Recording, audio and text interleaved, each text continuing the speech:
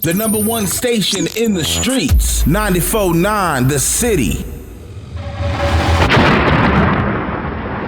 Hey world, it's your boy Chico Boom coming to you live right here at 94.9 The City. Welcome to the Boombox. Real topics, real people, real conversations. And tonight we have a super dope guest. I say that about all my guests, but this one right here is really touching to my heart. This guy has a crazy inspirational story, and I brought him on the show to share that story with you guys. My man Nate Reed, a.k.a. DJ Nasty Nate. What's up, Nate? How you doing today, my brother? I'm doing great, man. It's great to be in your presence. It's great to have you here, man. I mean, we've been missing each other's paths for some years, man. I mean, you're always showing me love on the social networks and reposting a lot, like you do for a lot of people.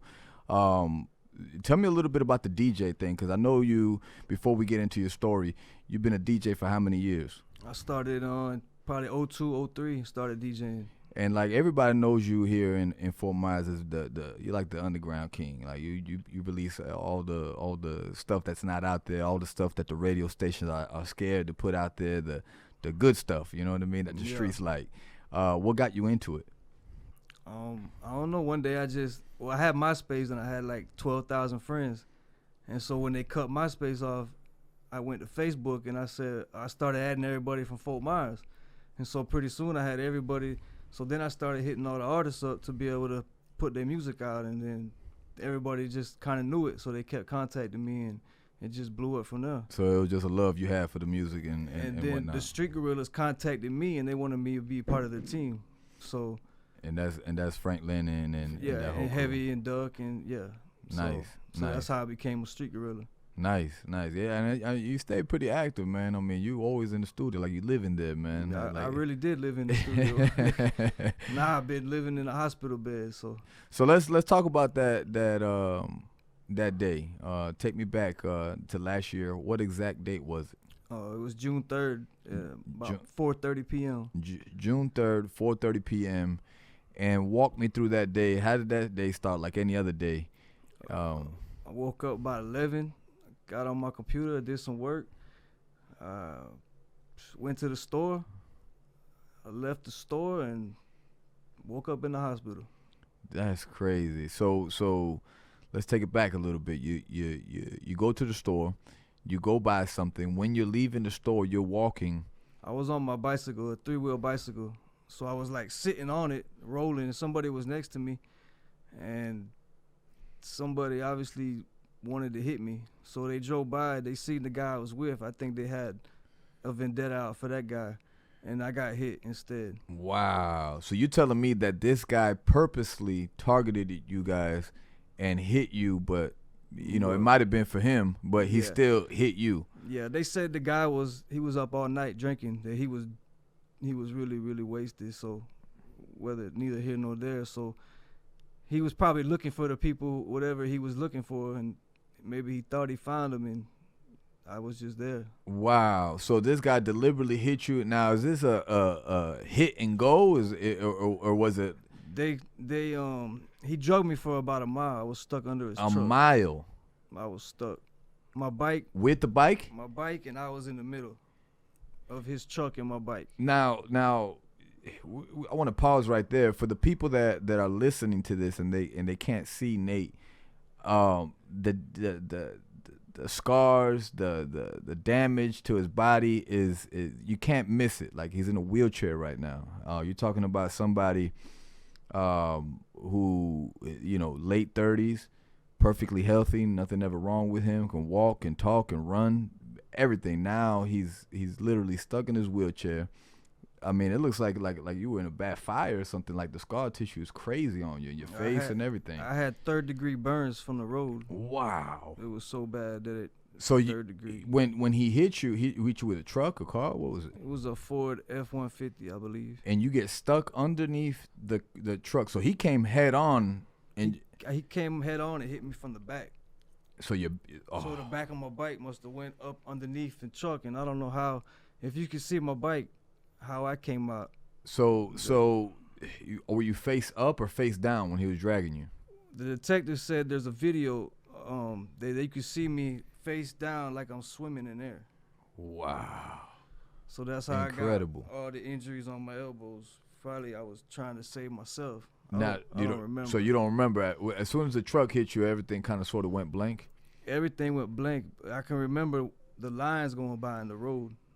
Wow. And what's going on in your mind at that split second? Are you thinking, this is a dream? This can't be happening. Somebody save me? Like, it was all a dream. I went to and then I woke up like 3 days later in the hospital. So it all was a dream. wow. So then the guy drug you for 1.5 miles?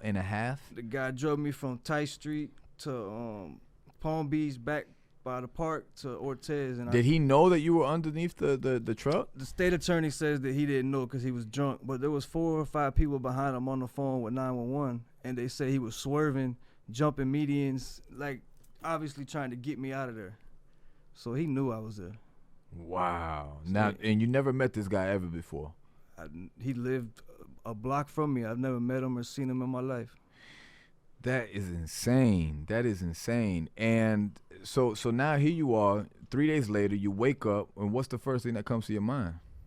I didn't know where I was. I started screaming, get the hell off me, take this stuff out. What's going on? Now, how was your body feeling at that point? I was on morphine. So you really couldn't feel nothing? I was hallucinating. I had people were there visiting me. Ain't nobody was there.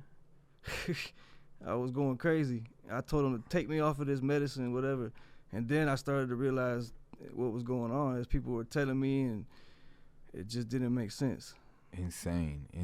Who's the first person that you opened your eyes and saw? Probably my dad or my stepmom. They were there. The first surgery took 14 hours. They had to put metal plates in my neck. So my dad waited 14 hours, and the surgery ended up taking, I think, 16 hours. So he actually had to go back to make sure. So they gave you immediate surgery right as soon as that happened? This is what happened. They picked me up in a helicopter at the scene of the accident. They took me to Lee Memorial Hospital. Lee Memorial Hospital said there's no way that he's going to make it. The helicopter driver said, watch this, and took me to Tampa General, and they saved my life. So you was in Tampa General? They took me to Tampa General in the helicopter as they were working on me in the helicopter to Tampa General. And then they immediately took me back for the first surgery on my neck. Wow. So how many plates is it you said that you There's had? 4 metal plates. 4 metal plates in your neck. How many bones did you break? I broke every bone in my body, except for my head and my nose. So your whole body, I broke this shoulder, this elbow, this wrist, this hip, that knee, that ankle, this knee, this hip, 2 ribs. So both sides of the hip, left and right. My collarbone, and then my spine got displaced, I think, 1/2 inch. Crazy. And they said if it would have been one more, even a little bit, I wouldn't have made it. Crazy. That's literally every major bone in your body. Yeah. And now, how's your mobility right now? Can you? I mean, like my wheelchair works real good. and you guys got to appreciate Nate's sense of humor. He definitely looks at life a little bit different than the average person, and I think that these type of situations really make you look at life from a different perspective and make you appreciative of life. So, a lot of you probably thinking, how can Boom be in here with Nate and laughing, and this is just the individual that he is, and the triumph that he's shown and the strength that he's proven. So here's this guy hits you. You end up in the hospital bed. 3 days later, waking up, they already performed surgery on you. How many times did you have to go back for surgeries throughout this whole process? I mean, yeah, skin tore off of you. Like, I had 18 surgeries. Every time there was 4 doctors in there: the ortho, the neuro, the skin doctor, and the whatever other doctor there is. And now, how long a period of time was this throughout? This was like all within 14 days? From June 3rd until August 18th. I had 18 surgeries, over 85 hours worth of surgery. So this is like underneath under a 2-month span. Oh, yeah, I was the biggest science project they ever seen. Wow. They put me back together. Wow. And this is crazy. Now, this was in Tampa? Yeah, this was at Tampa General.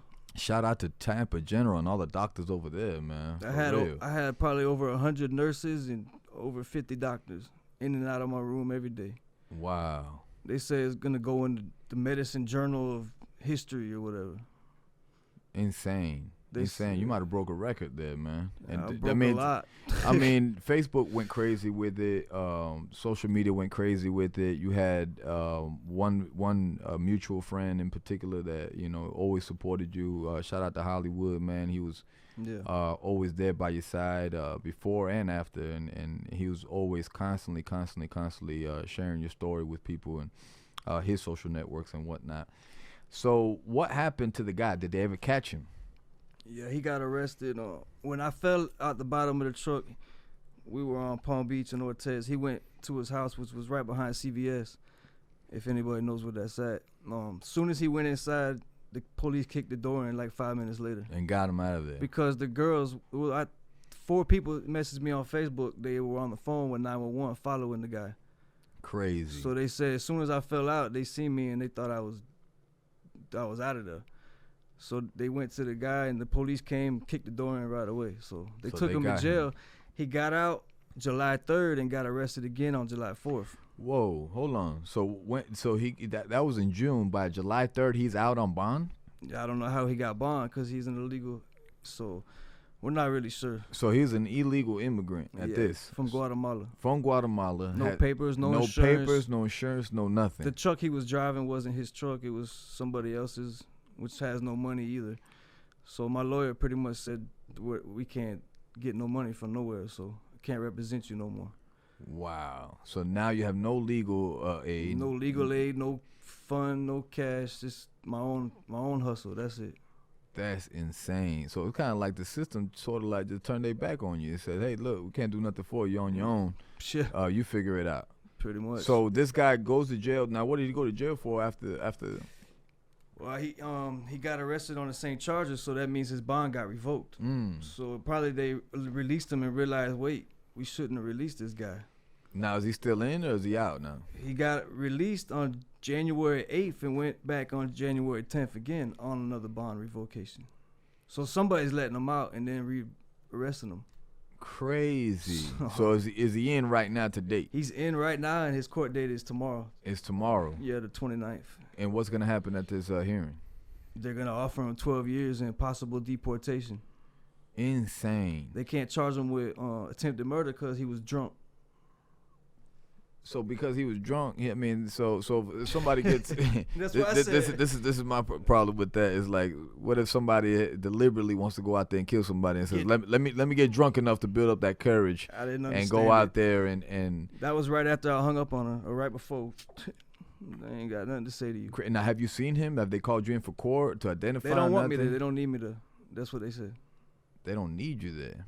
And you're the victim, though. I don't get it. They don't make you identify him and say he was the guy. Nothing. Let me talk to the jury. Nothing. I think that'll. I don't get it. So. Well, I think that anybody that is listening, that's not watching, like if you're looking at Nate and you see, if you knew him before and you see him now, it looks like a totally different person. His body's been through hell and back. I think 12 years is too little. You know what I mean? For anybody that does this to a human being, especially somebody that. You got the wrong person. You got the wrong guy. You weren't even at the right person. And here you are, breaking the law and illegal at that. And that makes me feel some type of way.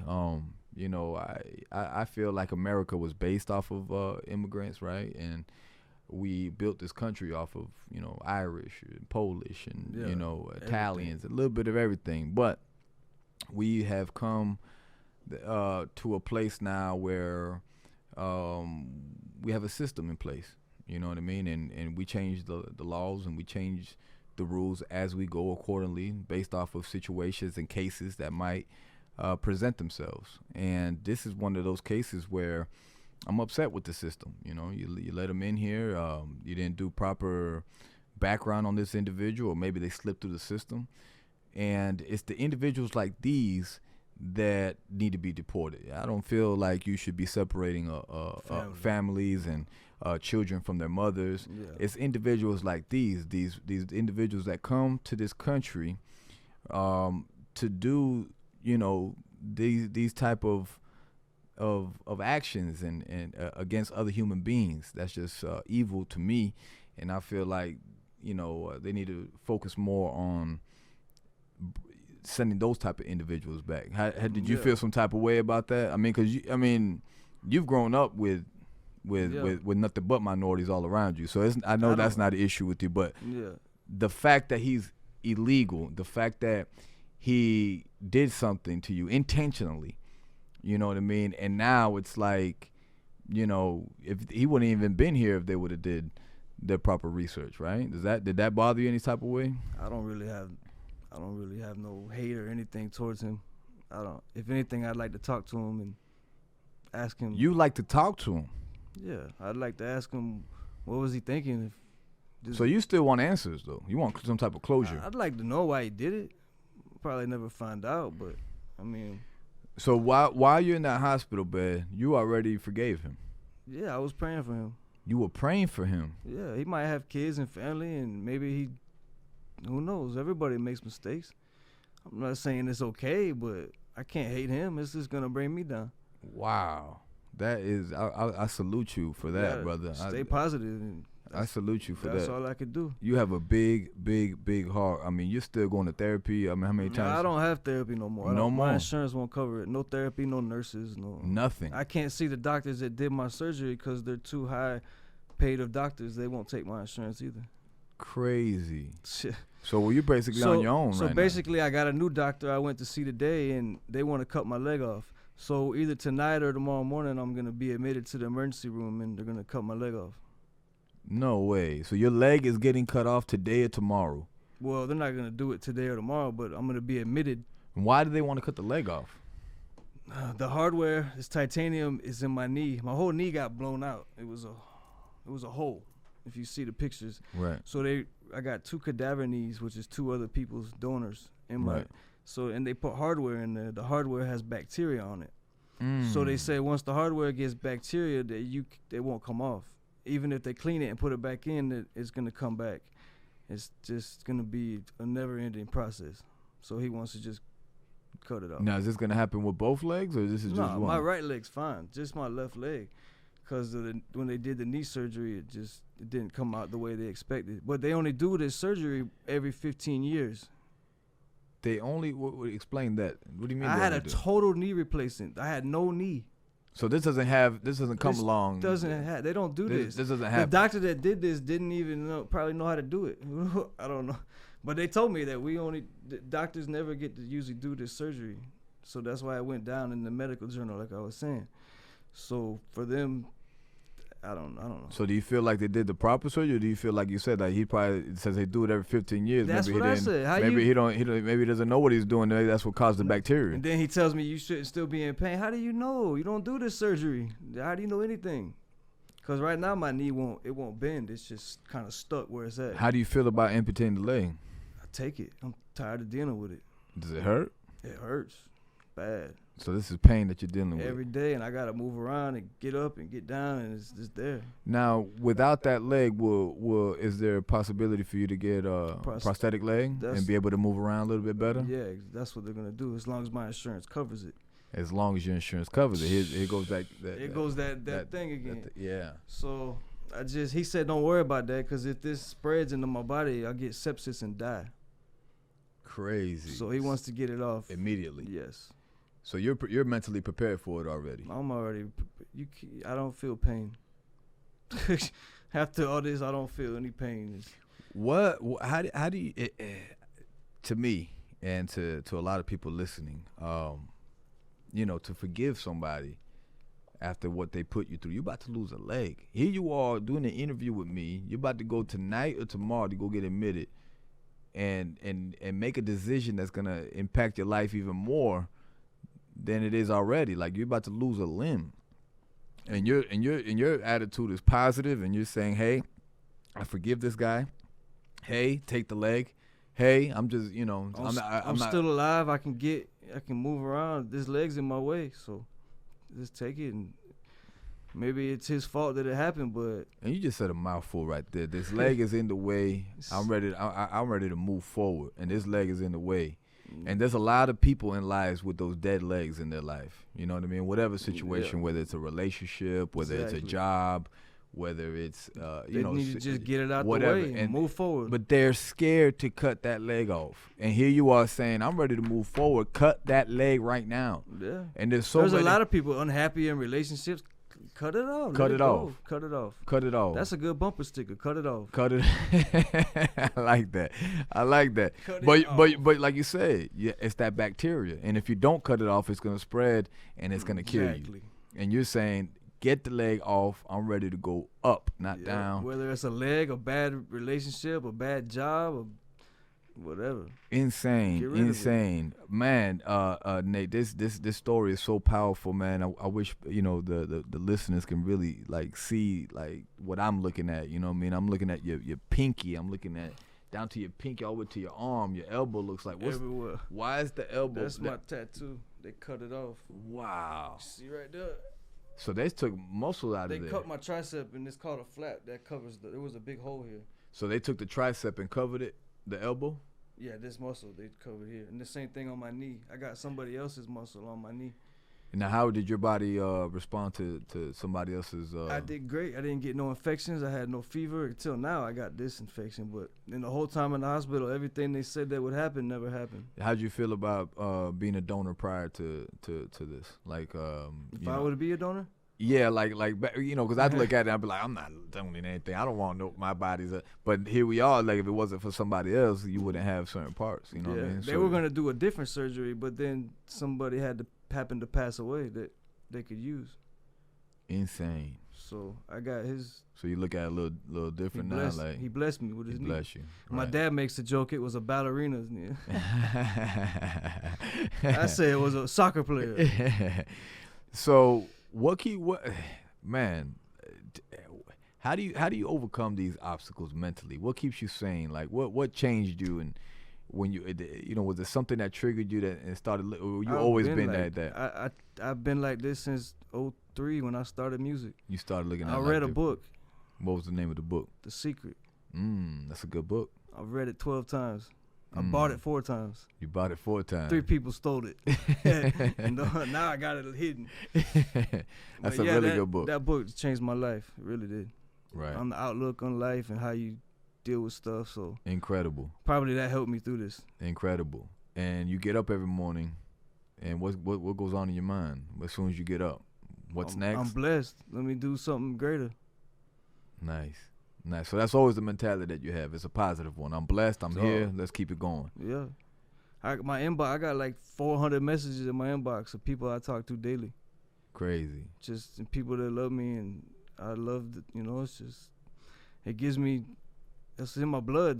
That's why I hit up artists and tell them I promote their music, and they don't get it. You don't do it, and you don't do it for no monetary, nothing. Right. You awards or anything. You do it just because that's who you are. That's who your heart is. Somebody that gives. I don't need nobody to vote for me to know I'm great. And so you've been giving and giving and giving all these years.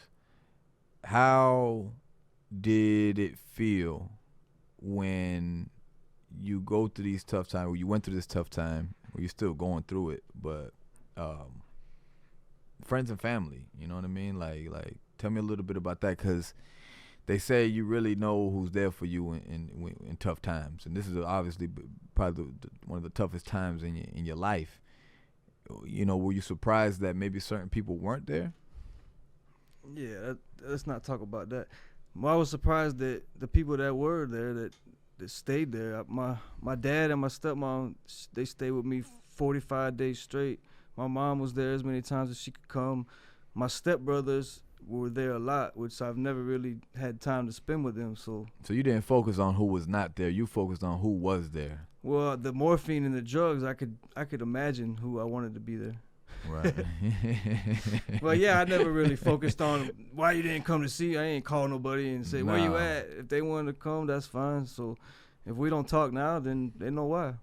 And I tell a lot of people this. I say never stop being who you are because someone wasn't how you were towards them. You know what I mean? Or wasn't the way you are towards them. They weren't with you. You know what I mean? You just continue to be who you are and spread that love, and don't get mad or don't let nobody bring you down to their level. Any expectations behind nobody. Exactly. You have T-shirts. You have wristbands. Thank you for mine. It says Nate Strong on these beautiful blue wristbands, and you got T-shirts as well, bringing awareness to the situation. And the proceeds go where? To me. Right, but right. Well, I'm trying to save up. I need a van, so I can get around by myself. Cause I can still drive, but I can't put the wheelchair in the trunk. But obviously, insurance is an issue, like you stated. You're not getting the help from nobody. I'm not getting help from nobody. I made my own way. Right. So I made Nate Strong, which is a hashtag my stepmom put on the chalkboard in the hospital, just to keep the, whatever. So I started making these Nate Strong bracelets, and I got T-shirts. I've been selling. I got a lot of orders, so I just made the shirts on Sunday. So I got to keep fulfilling the orders and keep putting the word out. So Nate Strong is my new brand. Nice. So people can follow you on Nasty NAZT South.com. That's his website. At Nasty South, NAZT South on Instagram, Facebook, Nate Reed, and Twitter at, again, Nasty South, NAZT South. Now, if you want to go ahead and click the link in his Facebook, you can order a wristband, you can order a T-shirt. Support him. You know where the money's going to. It's going towards him, towards new vehicles. That way he's able to get around through his medical bills and other things that he has to pay for that insurance is not paying for. So support him by clicking that link and really helping him out, man. This is a great guy. Nate, what is your purpose? What have you found to be your purpose through all this? Did you start looking at things different and saying, did it spark a light bulb in your head or something after all this? I think I want to make other people realize how grateful they are to be here and to have anything that they do have, and not focus on what they don't have, and just be happy and wake up and enjoy your life. Absolutely. Don't be stressed. Amen to that. And you want to speak. You want to speak to the youth. You want to speak to rehabilitation centers. You want to speak at hospitals. You want to speak at penitentiaries. You want to speak and tell your story to whoever will listen and get inspired and motivated by this story, correct? Correct. I got messages in my inbox. People write me whole paragraphs saying I changed their life just by seeing how positive I am and how my attitude is, and how they don't like their own life when they got great things going on. And so I actually went to somebody's house and talked to his kids, because they weren't grateful. They got phones and video games, and they spoiled. They don't understand how it could be. A lot of people don't get that. They complain and complain and complain. Like I heard somebody say one day, I grew up and I only had a mattress on the floor. My response to them was, well, at least you had a mattress. You see, we can all be in way worse situations than what we are, and we always got to be grateful for the opportunities that we are given, which is life. Exactly. Every single day that we wake up. And you made that clear to me that, you're happy to be alive. You're full of life. You're sharp. Your mind, they didn't take that from you. They could take the leg all they want, but your mind is still sharp and your heart is still gold. Man, Nate, it's very inspiring, your story, the fact that you get up every morning on a positive note, the fact that you go to bed on a positive note, the fact that you're not letting this obstacle in your life get in your way. You're saying, I'm a fighter. I'm going to continue to fight. I'm not going to let nothing slow me down. I forgive this. Cut it off. Cut it off. And I forgive this individual.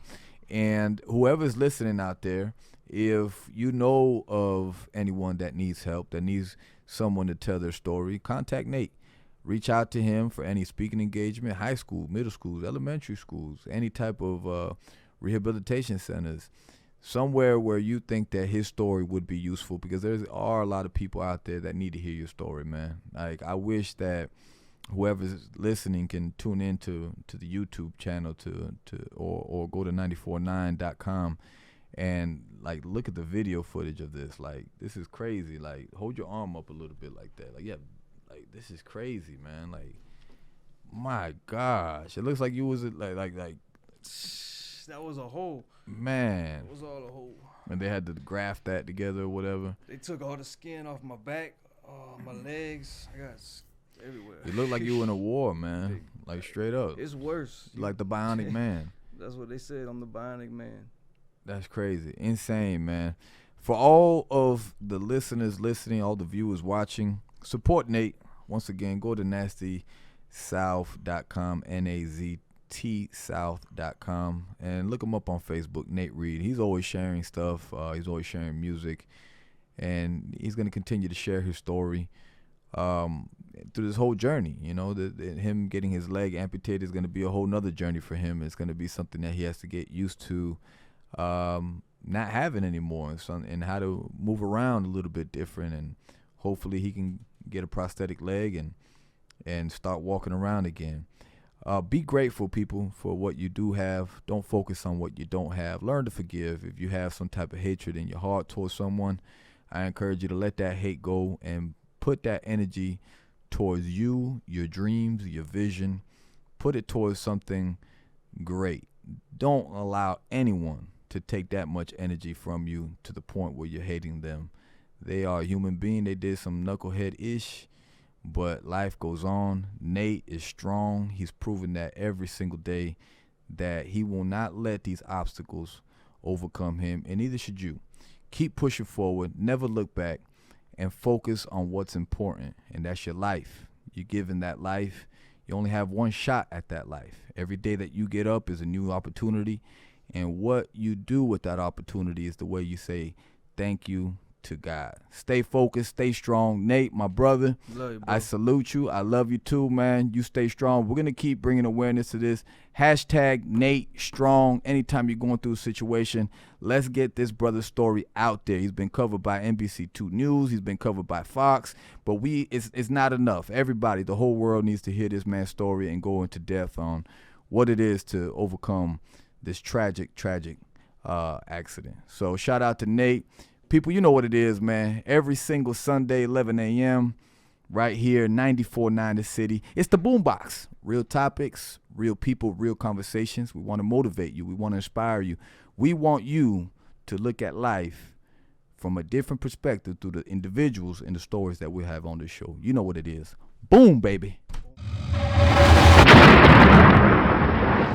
This program was brought to you by Elite DNA Therapy Services, a comprehensive approach. Visit them in Fort Myers and Cape Coral. Also by the Black Sheep Men's Parlor, for the gentleman who enjoys being different.